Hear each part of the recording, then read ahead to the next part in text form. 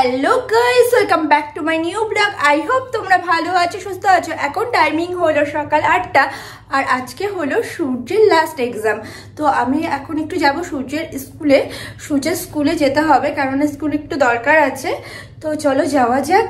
আর গলাটা এখনো ঠিক হয়নি, এখনো কথা বলতে গেলে বসে আসছে।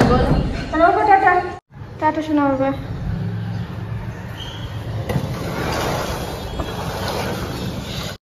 আজকে সূর্যদের স্কুলের লাস্ট এক্সাম আর ক্লাস 4-এর লাস্ট ডে। এরপরে পাস করলে তো ক্লাস 5-এ উঠে যাবে। ওর জন্য সব বন্ধুরা মিলে ক্লাস পার্টি রেখেছে। তো এক একজন বন্ধু এক এক রকম খাবার নিয়ে আসবে।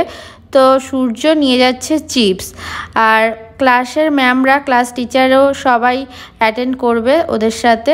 যেহেতু আজকে ওদের ক্লাস পার্টি হচ্ছে, ওর জন্য ম্যামরা বলেছে এক্সট্রা করে আর টিফিন না পাঠাতে। যাকে যেটা বলেছে সেটাই নিয়ে যেতে বলেছে জাস্ট। আর যেহেতু ওরা সবাই মিলে মিলেমিশে খাবার খাবে। আর সূর্যকে স্কুলে ঢুকিয়ে আমরা চলে যাচ্ছি বাড়ির উদ্দেশ্যে। তো বাড়ি যাবার পথে অনেক দিন ভাবছিলাম যে এই মন্দিরটাতে যাব, কিন্তু যাওয়া হয়ে ওঠে না। তো আজকে হাজব্যান্ডকে বললাম তোমার কি টাইম আছে? তো বললো চলো তাহলে যাওয়া যাক। মন্দিরটা বাইরে থেকে বেশ ভালো লাগছে দেখতে, দেখো। আর রিপেয়ারিং চলছে মন্দিরটা, কিছু কিছু জায়গা ভেঙে গেছে, রং চটে গেছে।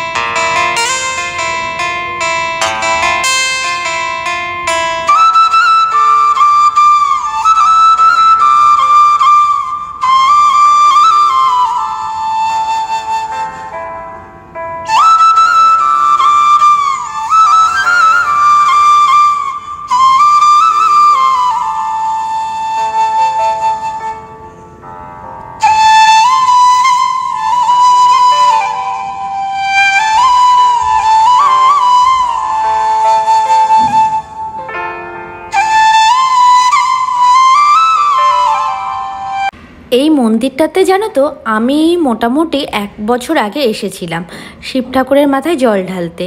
তো তখন একটু অন্যরকম ছিল, এখন অনেকটাই পাল্টে গেছে। আর এই চারপাশের মন্দিরগুলো, ছোট ছোট মন্দিরগুলো নতুন হয়েছে। যেমন কৃষ্ণ ঠাকুর মন্দিরটা আগে ছিল না, আর এখন দেখছি নতুন হয়েছে। তো যাই হোক, চলো চারপাশটা একবার ঘুরে নিলাম। আর এইদিকে দেখো সব রঙগুলো চটে গেছে মন্দিরগুলো। ওখানে বজরংবলী আছে আর গণপতি আছে। তো ওগুলো না, মন্দিরের চারপাশগুলো রং চটে গেছে, ওগুলো আবার রিপেয়ারিং করছে।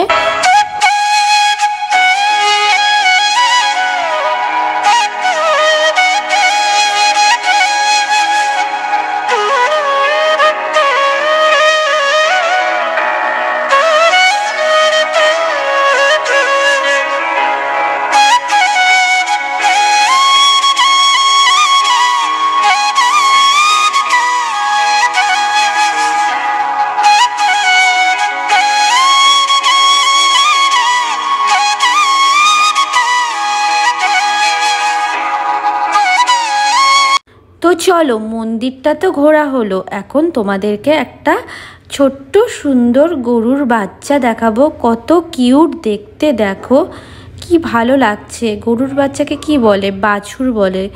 হ্যাঁ, বাছুরই তো বলে। তো এই দেখো কি ভালো দেখতে, কি সুন্দর, কত কিউট দেখতে। তো প্রণাম করে নিলাম আমরা। আর দেখো গলায় ঘন্টি বেঁধে রেখেছে।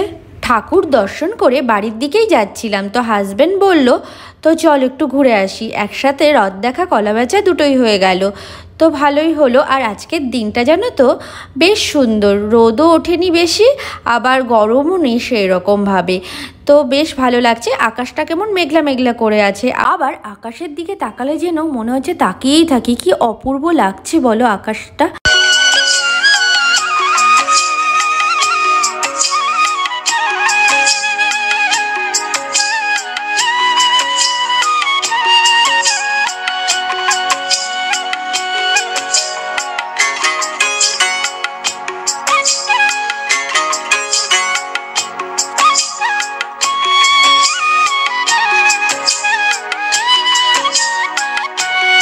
আর এখন আমরা এসেছি হাজব্যান্ডের সবথেকে পছন্দের জায়গা, খেলার মাঠ।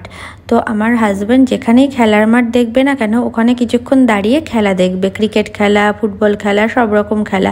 ওর খেলার মাঠ দেখলেই না ছোটোবেলার কথা মনে পড়ে যায়। আমারও ভালো লাগে খেলা দেখতে, এইসব খেলা দেখতে। আর আমার হাজব্যান্ড জানো তো খুব ভালো ফুটবল খেলতো ছোটোবেলায়, তো অনেক প্রাইজও আছে বাড়িতে। তো এই দেখো এখন ডাব খাচ্ছি, তো দুজনে দুটো ডাব খেয়ে নিলাম। আমরা কিন্তু বাড়ির কাছাকাছি চলে এসেছি। তারপরে এই দেখো এই দোকানটার থেকে না পেটাই পরোটা বেশ ভালো বানায়, তো এখান থেকে পেটাই পরোটা নিয়ে গেলাম। এদিকে তো গ্যাসের অবস্থা ভীষণ খারাপ, গ্যাস ঠিক হয়নি, তো ভাবলাম বাড়িতে গিয়ে তো আর রান্না করতে পারবো না, গ্যাস যতক্ষণ ঠিক করে না দিয়ে যাবে, ওর জন্য পেটাই পরোটা নিয়ে চলে গেলাম বাড়িতে। তো আসার সময় পেটাই পরোটা নিয়ে আসলাম, তো পরে দেখাচ্ছে কি অবস্থা আমার গ্যাসের।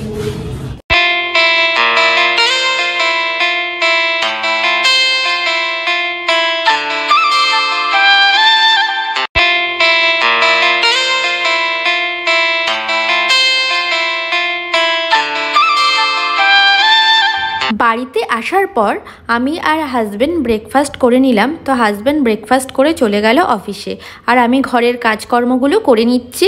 আর আজকে জানো তো রান্না করতে পারবো কি না বুঝে উঠতে পারছি না, কেননা এখনও গ্যাস রিপেয়ারিংয়ের লোকটা আসেনি। তো ফোন তো করা হয়েছে, কখন আসবে কখন ঠিক করবে, তারপরে রান্না শুরু করব। তো যাই হোক আমি আমার ঘরের কাজগুলো সেরে ফেলি আগে, আর অরিও সোনাকেও খাওয়াতে হবে।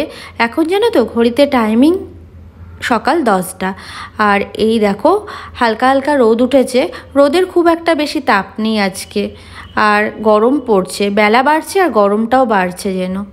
তারপর কিছু জামা কাপড় বেরিয়েছিল কাচার জন্য, ওগুলো কেচে নিলাম। তো চলো এগুলো মেলে দেওয়া যাক। আর বেলা বাড়ছে, রোদের তাপও যেন আস্তে আস্তে করে বাড়ছে। তো কয়েকদিন আগেই মানুষ একটু রোদ খুঁজে বেড়াতো, কত ঠান্ডা পড়েছিল এবছর, আর রোদ দেখো ছাতা ছাড়া বেরোনোই যাচ্ছে না। ওর ঝগড়াগুলো হেভি লাগে।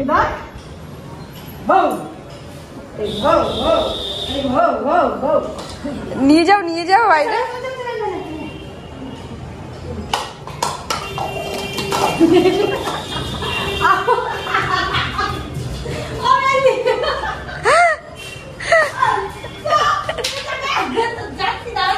যাবে না, গেছে। আজকে আমি আর রান্না করতে পারলাম না, কেননা গ্যাস এখনও ঠিক করে যায়নি। তো লোক এসেছে, এখনও ঠিক করছে, একটু টাইম লাগবে। তো আমি ভাবলাম ঘরের সমস্ত কাজ তো হয়ে গেছে, আমি স্নান সেরে ফেলি। তো শাশুড়ি মা রান্না করবে ওই বাড়িতে, তো মা বললো তাহলে আমাকে সব পাঠিয়ে দাও, আমি রান্না করে দিচ্ছি। 4.10 ফুট আমার। তো এই দেখো শাশুড়ি মা রান্না করে পাঠিয়েছে, এই মাছের ঝোল আলু দিয়ে, আর চিচিঙ্গা ভাজা আর ভাত। এখন টাইমিং বিকেল 6টা। তো আমি ভাবলাম আজকে একটু তোমাদের সাথে সানসেটটা শেয়ার করব, বাট ছাদে আসলাম, এসে দেখছি সানসেট অলরেডি হয়ে গেছে, বাট আকাশটা না খুব সুন্দর লাগছে। ছাদ থেকে চলে এসে গাছগুলোতে একটু জল দিয়ে নিচ্ছি, আর এদিকে সূর্যের দুটো বন্ধু এসেছে, আর ওদের সাথেও বসে খেলছে বারান্দায়। আর এই মাদুরটাতে বসে ওরা খেলছিল, তো ওরা চলে গেল এখন। তো আমি এখন ঘর ছাদ দিয়ে সন্ধ্যা দিয়ে দেব। আর আকাশটাও না মুখ ভার করে আছে, এই বুঝি বৃষ্টি নামবে মনে হচ্ছে।